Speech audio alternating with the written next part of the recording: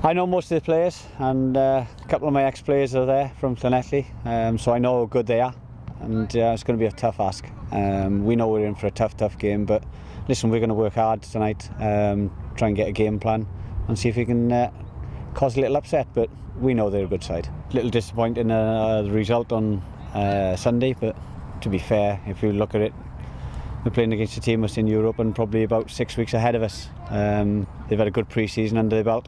We're only just getting to know each other, so it's going to be a tough act for us, but you know, we're going to try and work hard and see if we can catch up with the rest of the tail players. Henry Jones has come in. I think he's done really well in both games, particularly the first game. He's a brave player, likes to get on the ball, it's the type of player I like. He passes the ball, his movement is good, and he's settling well.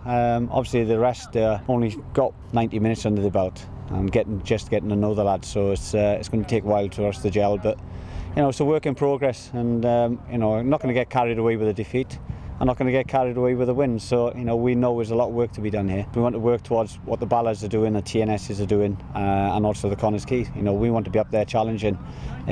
Possibly won't be this year, but next year we want to be challenging for the title. You know, I haven't come here not to win anything. I want to win the league.